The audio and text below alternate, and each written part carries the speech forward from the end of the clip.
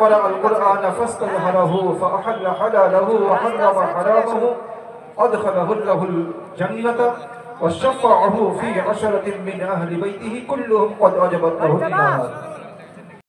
যে ব্যক্তি কোরআনের হাফিজ হয়েছে, আমরা ইতিপূর্বে বাচ্চাদের প্রতিযোগিতা একটা শুনলাম। এখানে ছোট ছোট বাচ্চাদের প্রতিযোগিতা হলো অনন্ত 15 বছরের। সেখানে ছোট ছোট বাচ্চারা কোরআনের হাফিজ হয়েছে।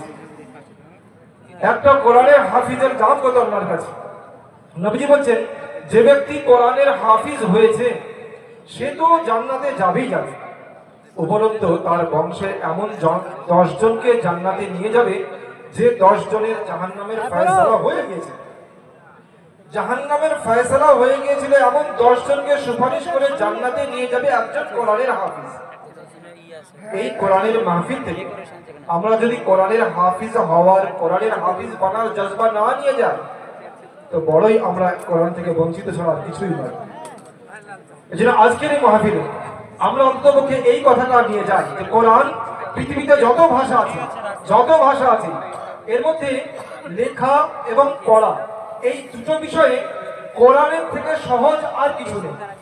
কি করে হলো আপনারা তো জানেন, আরবি খুব কঠিন, পড়তেই পারি না আমরা। স্কুল কলেজে যারা আমরা পড়াশোনা করি তারা আমরা তো পড়তে পড়তে অনেক সময় ফেলিয়ার হয়ে পড়ায় ছেড়ে দিই। তা আপনি বলছেন সহজ, হ্যাঁ আমি বলছি পৃথিবীতে যত ভাষা আছে এর মধ্যে লেখা এবং পড়া এই দুটো বিষয়ে বাংলা আরবির থেকে কোরআনের থেকে সহজ আর কিছু নেই। কিভাবে একটু লক্ষ্য করুন।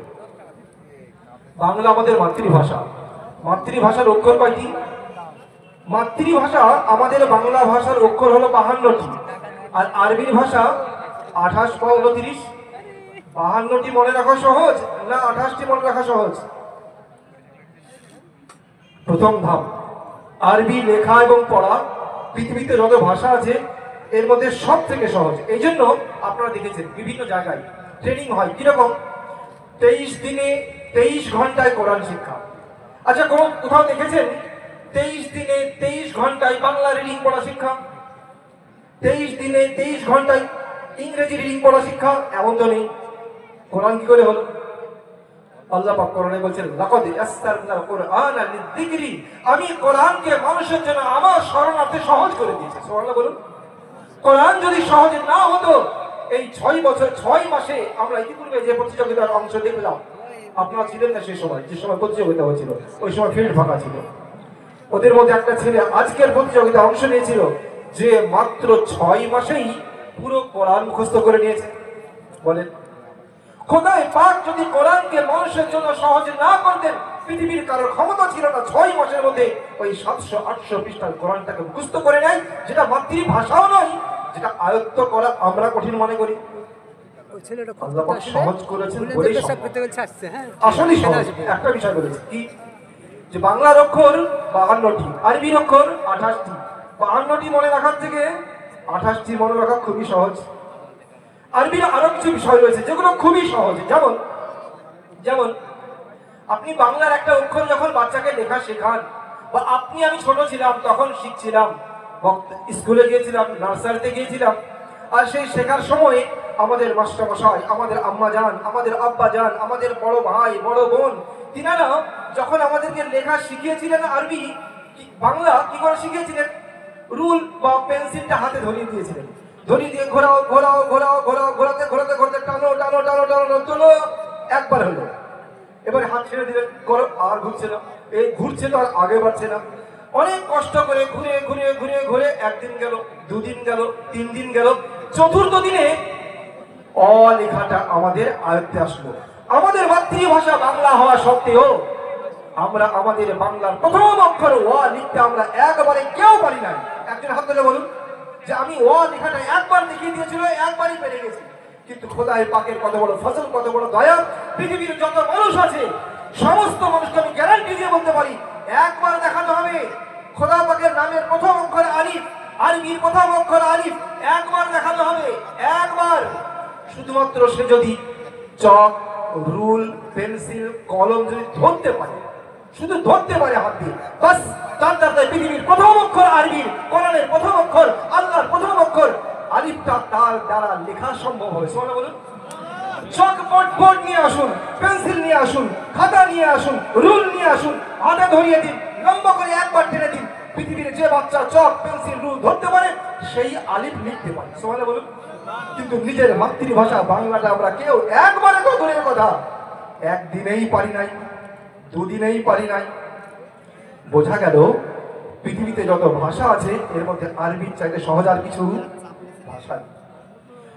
তার ইতিপূর্বে আমি উদাহরণ দিয়েছি, যেটা আল্লাহ পাক বলেছেন, লাকাদ ইয়াসসারনাল কুরআনা লিযিকরি, আমি কোরআনকে মানুষের সহজ স্মরণের জন্য সহজ করে দিয়েছি। এই আল্লাহ পাক যদি সহজ না করতেন সম্ভব হতো, সহজ অবশ্যই করেছেন, কিন্তু বড় দুঃখের এবং পরিতাপের বিষয় এই সহজ কোরআন আমরা জানি না। নবীজি বলছেন, ইন্না ফিল কুরআনি সূরাতুন 30 আয়াতান শাফাআত লিরাজুলিন হাত্তা গুফিরাত লাহু ওয়া হিয়া তাবারাকাল্লাযী বিয়াদিহিল মুলক। নবীজি বলছেন, কোরআন শরীফে 30 আয়াত বিশিষ্ট একটি সূরা রয়েছে, যে সূরাটি তার তেলাওয়াতকারীর জন্য কিয়ামতের ময়দানে সুপারিশ করতেই থাকবে, করতেই থাকবে, হাত্তা গুফিরাত লাহু, যতক্ষণ পর্যন্ত আল্লাহ পাক না বলবেন যে ওকে মাফ করে দিলাম। এই সূরা বলবে, ইয়া আল্লাহ, হয় এই ব্যক্তি প্রতিদিন আমাকে তেলাওয়াত করেছে, একে মাগফিরাত করে দিয়ে জান্নাত দিন, আর না হলে আমাকে কোরআন থেকে মুছে দিন। আল্লাহ পাক বলবেন, তোকে এত ইজ্জত দিয়েছি, মানুষের সিনাই ফেলে রেখেছি, আজ তোকে বেইজ্জতি করব না, বল তুই কি চাস?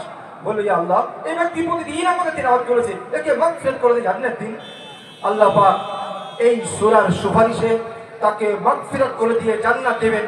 সেই সূরাটি হলো নবীজি বলেন, ওয়া হিয়া তাবারাকাল্লাযী বিয়াদিহিল মুলক, 29 পারার প্রথম সূরা, যে সূরা কিয়ামতের ময়দানে সুপারিশ করে আমাকে জান্নাতে নিয়ে যাবে। সেই কোরআনটাই আমরা পড়া জানি না, সেই কোরআনটাই পড়া জানি না। এজন্য বিশ্ববারে বরেণ্য কারি সাহেবগণ আমাদের সামনে এসেছেন। যদি আমাদের মধ্যে কোরআনের স্বপ্ন জাগে, যদি আমাদের মধ্যে কোরআনের জাগ্রত আসে, যদি কোরআন আমাদের জন্য হেদায়েত আমরা পেয়ে যাই, এই ঈমানি চেতনা জাগানোর জন্য বিশ্ববরেণ্য কারি সাহেবগণ আমাদের মধ্যে এসেছেন, তেলাওয়াত করেছেন, আগামীতে করবেন। আমরা শ্রোতা মণ্ডলী ইতিপূর্বেও 2 বছর আমরা এমন প্রোগ্রাম শুনেছি, সেই প্রোগ্রামের পর আবার তৃতীয়বার সেই প্রোগ্রাম শুনতে এসেছি। আমরা এই 3 বছরের অভিজ্ঞতায় কি শিক্ষা নিয়েছি বলে? কোরআন আমরা শিখি নাই, এমনই চলছে, চলবে নাকি? কি হবে? কি শিক্ষা নিচ্ছেন আপনারা বলেন? আজকের এই মজমা কে নিয়ত করছেন? বিশ্ববরেণ্য কারি সাহেবদের তিলাওয়াত শুনে আমি নিয়ত করছি, হয় আমি কোরআনের হাফিজ হব, না হলে সন্তানকে করব, না হলে নাতিপুতিকে করব, আর আমি তো কোরআন থেকে বঞ্চিত হবই না, ইনশাআল্লাহ। সকালে বলুন ইনশাআল্লাহ। আগে একটা স্লোগান লেখা থাকতো না, দাদু নাতি ভাই ভাই একসঙ্গে পড়তে যাই। আজ আমরা একটা স্লোগান তুলি, দাদু নাতি ভাই ভাই একসঙ্গে কোরআন শিখতে যাই। স্লোগান তুলবেন ইনশাআল্লাহ, বলবেন ইনশাআল্লাহ। সবাই নিয়ত করি। বিশ্ববরেণ্য কারি সাহেবগণ আমাদের এসে গেছেন, এক্ষুনি আমাদের স্টেজে এসে গেছেন। আমাদের তেলাওয়াত শুরু হবে।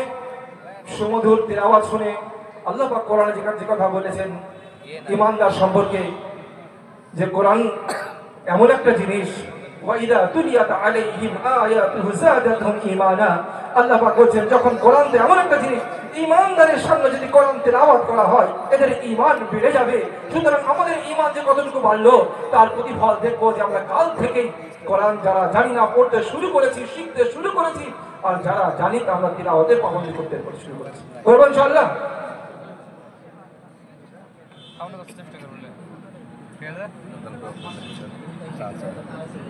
আল্লাহ